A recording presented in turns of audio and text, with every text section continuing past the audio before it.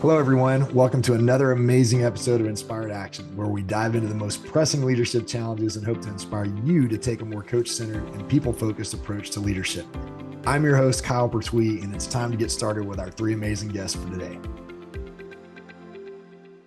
How do you balance accountability with compassion when you're having to address setbacks? If you're coaching leaders, maybe you've had that experience in your leadership, career. But how do we balance accountability with compassion when we're having to address setbacks?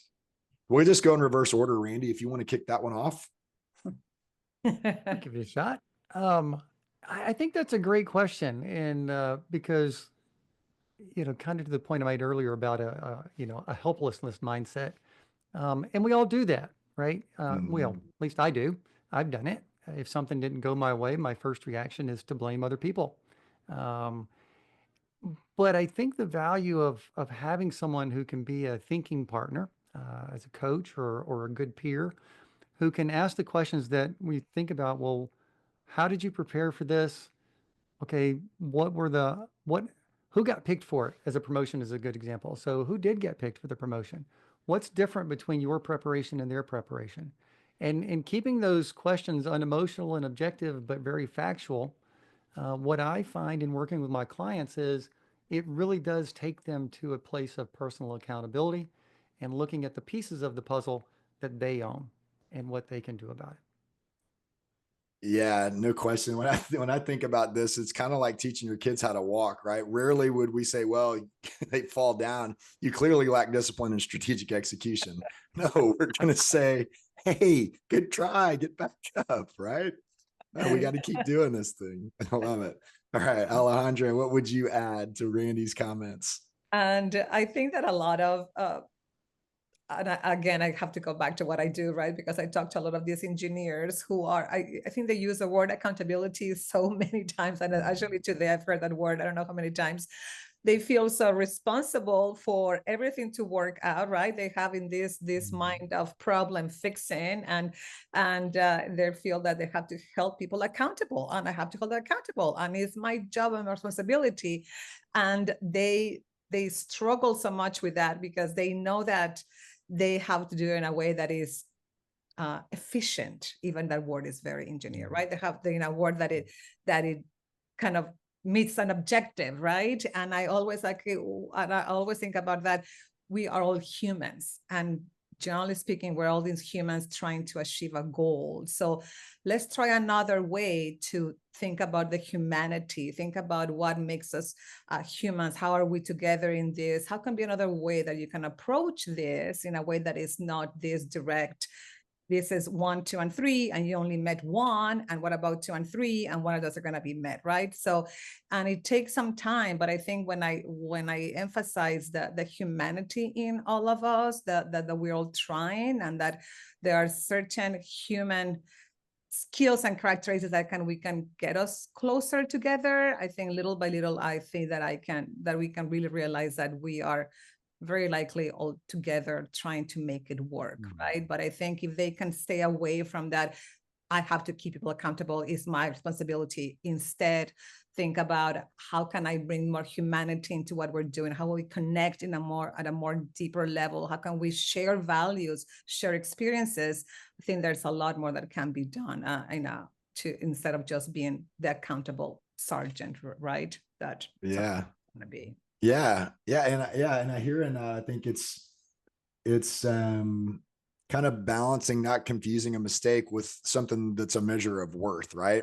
I mean, especially as coaches, our job is to coach the behavior, not crush the person.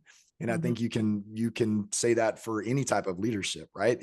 Even in parenting, as I joked a minute ago. But those are the things that we have to remember if we want to see progress. We can't continue to bash the mistakes and the things that are not working the way we might think they should. Petra, what would you add to this conversation as it relates to accountability and compassion? I think what comes to mind, and +1 on both Randy and Alejandra, I'm coming in a little bit from a different lens. So accountability in my world is usually almost like, we're looking at maybe perceived setback or failure, and perceived or real, the brain obviously processes the same way, but it's coming from a place where there's almost impossible or extremely high standards that people are, trying to meet or short, just slightly short of maybe meeting. And so you want to put things back into perspective. That's what I often end up doing, and remove a little bit, the person from what actually took place. So it's a little bit of that, maybe what conditions contributed, for this to unfold the way it did, rather than, again, this kind of failure culture, right? And I'm also very sensitive to it because of my German background, and we're notorious for digging into failure in great detail and finding out who's responsible, and become a real embarrassment and a real uncomfortable scenario. So I always encourage, to, again, even when we did trainings for team leaders in very high performance teams, to really remove a little bit the personal aspect and go back into what were the contributing circumstances here, and help people to, again, get a little more level, playing field, because of, again, where we're operating, which is usually almost impossible, right? Extremely high standards. High standards, yeah. Yeah. So true. I think it's part radical ownership. And then the other part is about what Alejandra was mentioning, is really that human first leadership. And sometimes I think accountability is misplaced when people sugarcoat things, because it's either, let's skirt around this a little bit. I don't want to hurt anybody's feelings. Or we've got the other extreme where there's just soul crushing attempts to make it right. And I think what we want to do is really be the kind of leader that can call somebody up and not just out, right?